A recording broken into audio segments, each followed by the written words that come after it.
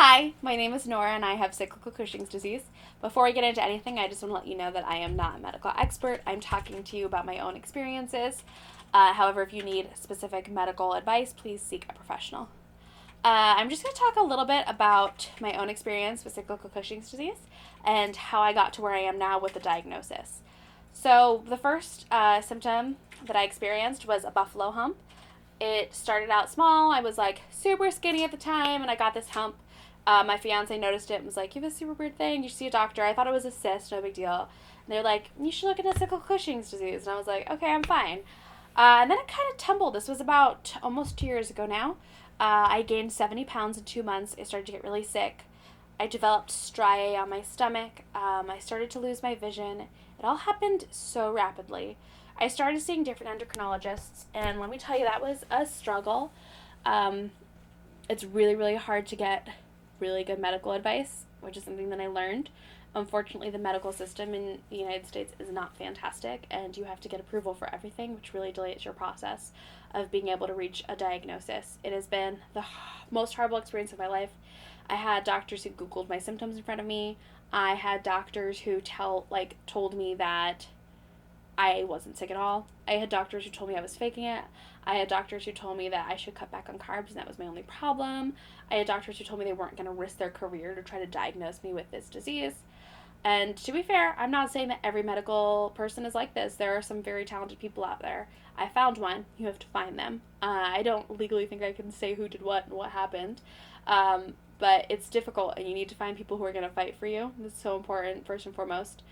So I got really, really sick. I used to be a filmmaker, and I just wasn't really able to do that anymore because I couldn't see. Can't really stand behind a camera if you can't see. I gained a monumental amount of weight. I used to weigh between 150 and 160, and I ballooned up to 225. My striae were awful. I got them everywhere. They started slow and kind of kept creeping up. They happened here, they happened here. I mean, obviously, I can't even tell you, you start to really hate your body and you feel unrecognizable. I got acne, my face ballooned. I mean, just crazy symptoms. Um, I don't want to talk about all the symptoms individually because we'll be here for 9.5 years. But it has been the most horrible time of my life. I am so lucky that I have my support system in place because I don't know what I would do without my best friends, without my fiance, without my parents, my cats. Truly, they have been here for me every step of the way and really helped me get through this. So I ended up having to see doctors all across New York, but there was no one who tested for cyclical Cushing's for very long. Nobody that really thought I had it. They tested me for thyroid problems. I didn't have them. For CAH, which is congenital adrenal hyperplasia, I did not have that.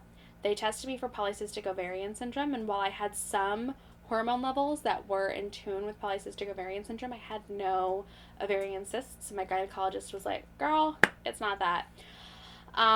So eventually I had to go to the only cyclical Cushing's expert in the country, who happened to be in California. So we saved up for a really long time, and we flew up to California.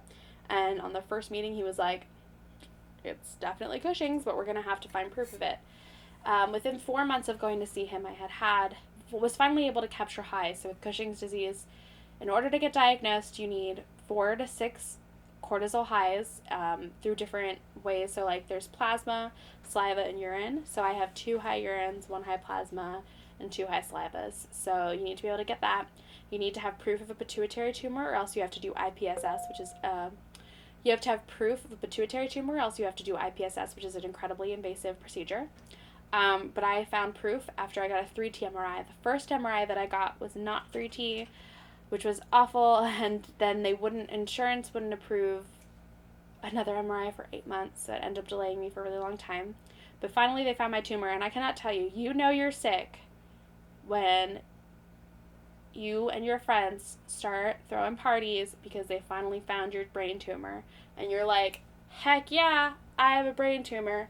That's when you know you're sick, because nobody wants a brain tumor. So now, I have an official diagnosis of cyclical Cushing's disease. I am on medication, ketoconazole. I am also on a testosterone-lowering medication. I am on vitamin D supplements. So basically, ketoconazole lowers your cortisol levels. So I have to be on it for 6 weeks to help prepare me for surgery. So it's not a shock to my body, because once you have Cushing's disease and your body is releasing uh, hormones all the time, or sometimes, then your body stops creating it themselves. So then you need to start, like, teach your body how to create levels again. So once I have the surgery and remove the tumor, I'm not going to have any cortisol. So they're preparing my body for that by slowly lowering my cortisol over the course of 6 weeks.